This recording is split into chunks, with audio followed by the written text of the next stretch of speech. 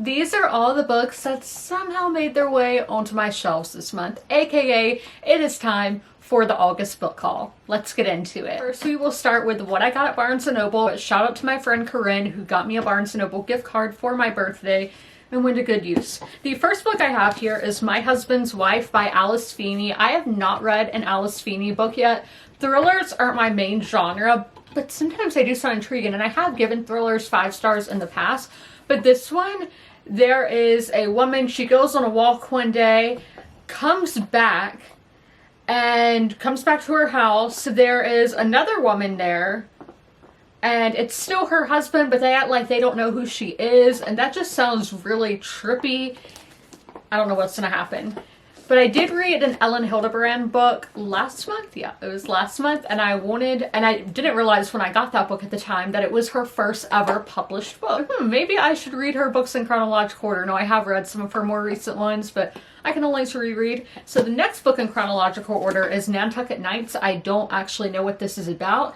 The ties between women can run as deep as the ocean, but so can their secrets. And this is actually a little bit shorter than her books typically are, but Ellen, she's never done me wrong before, so I do want to read more of her work. Next one is a gift from Daphne, who is a viewer of my videos and always leaves the sweetest comments, and she sent me 3 books for my birthday. One of them has yet to get here, but I will be sure to show it in a vlog or on my Bookstagram when it does get here. But the first book that she got me is Like a Love Story by Abdi Niesman. Sorry, I'm mispronouncing that name. This one is a young adult historical, and it has a lot of representation throughout, and look how beautiful that cover is. I love the colors. This has been on my TBR for a really long time, but I just haven't got around to buying it. But it is set in 1989 in New York City, and this is a book of friendship, love, and the revolutionary act of living life to the fullest in the face of impossible odds. Doesn't that sound like a fantastic story? July, I would celebrate if I read over 100 pages every single day for a week. By celebrating, I mean buying myself a book. And one of those weeks I bought The Make Believe, A Memoir of Magic and Madness by Hannah Murray. Hannah Murray is a British actress, and she got involved in like a wellness cult. And she was confined in a psych ward, and she was really in love with the leader of the wellness organization, and she was actually legit believing in magic. But this is a cautionary tale and a cry for radical empathy. This is a probing exploration of womanhood, mental health, and the search for healing that comes when we reclaim our own narratives. And I really liked her in Game of Thrones, and then in the movie Charlie Says as well. So when I was hearing about this book, and when one of my friends told me about it, I was like, that sounds really good. So I did end up picking it up. This book is another book that Daphne sent me, and that is Sudden Death by Alvaro Enrique. When I read the description of this book, I said, this is made for me. Y'all can see my reaction in the vlog. I'm going to read it here. A tennis match in 16th century Rome. Caravaggio plays against the Spanish poet Quevedo. Galileo is a line judge. The ball is made from the coveted hair of the recently beheaded Anne Boleyn. There's fighting, drinking, sexual why am I not saying that right? I know how to say that word, but it's not coming to me.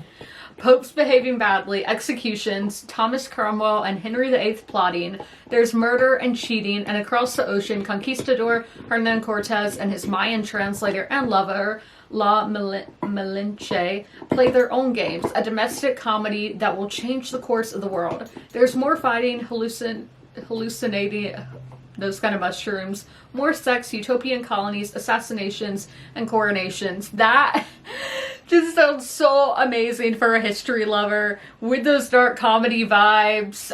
I cannot wait to pick up this book. Thank you so much to Daphne for picking this up for me, because this does really sound right up my alley. I did get one book at Target this month, and I actually did have a coupon since it was my birthday at the end of July. And the book I picked up is Daggermouth by H.M. Wolf. This is a dystopian romance book.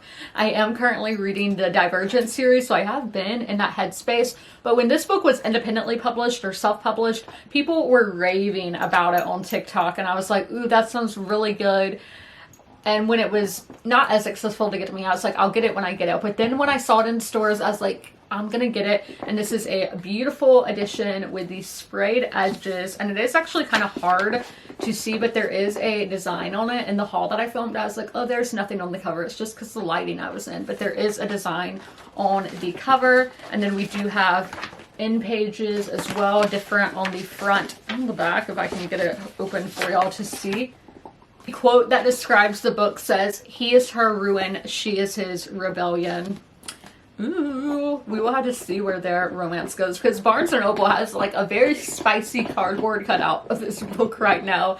So I've never read really a dystopian romance. Divergent is the closest I've got to that, but I am always willing to try something new. I did visit Greenville, South Carolina over the weekend, and I've never been book shopping there, but I went to M. Judson Bookshop, or Booksellers, not exactly sure on that. Some of my friends who live up there really like that store, and I wanted to check it out because a lot of authors have events there. So I did go, and I was able to find one of the books that I've been looking for, and that is Dear Monica Lewinsky by Julia Langvin. This one, the reviews I had seen of this book just sounded so crazy. Just all the like interviews and articles that I read about this book, I was like, oh my gosh, that's crazy. Then my friend Marquise read this book. I don't remember if it was this month or last month. He read it, he sent me some excerpts, and I was like, okay, I'm really vibing with that writing style, so I am going to pick it up. But this is about a girl who had a relationship with her teacher and literally sees Monica Lewinsky as a saint. Like, she lights a candle and prays to Monica Lewinsky. Literally, that just sounds so crazy. Told in flashbacks of those sunlit 6 weeks in France, replete with Saint Monica's flinty fiery insights and interspersed with retellings of lives of real historical martyrs. Dear Monica Lewinsky is a tender, hilarious, wholly original examination of desire and its cost, of appetite, its denial, and of certain defeat and surprise renewal. It asks what grace and forgiveness might look like in our own individual lives and as a society. I did pick up a bookmark. The bookmarks are free, so I did pick that up. And if you guys would like to check out any of that, you can pause here if it will focus. Right there. I did get I got 3 stickers actually. I got this dog one. I got a cat one. I don't drink coffee, but if I was getting a dog, I had to get a cat too. I actually have more cats in my life than dogs. And then this one that I didn't realize it was so big, but that is basically the same thing as the bookmark. Spartanburg is the city that is right next to Greenville, and it is also home to one of my favorite bookstores, which is Hub City Books.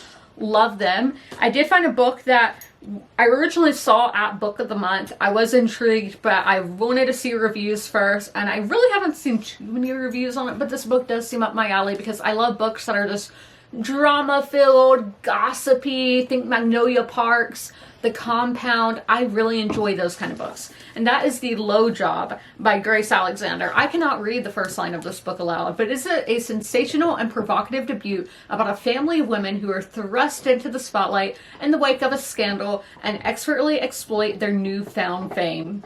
That just sounds right at my alley, so of course I had it. One of the other books that I was looking for on this trip was The Mashup by Laura Marie Myers. I've been looking for this book everywhere like I was with Monica Lewinsky.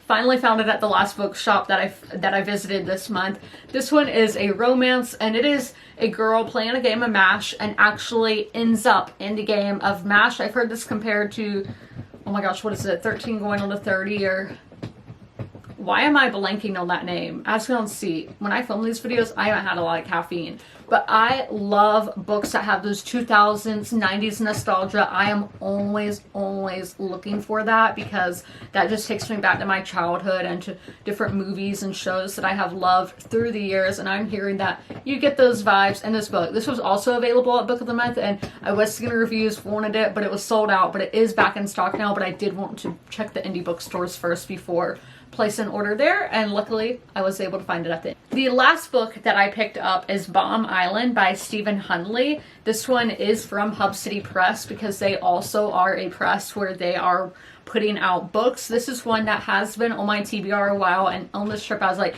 yes, I do want to get one of the books that they have published themselves.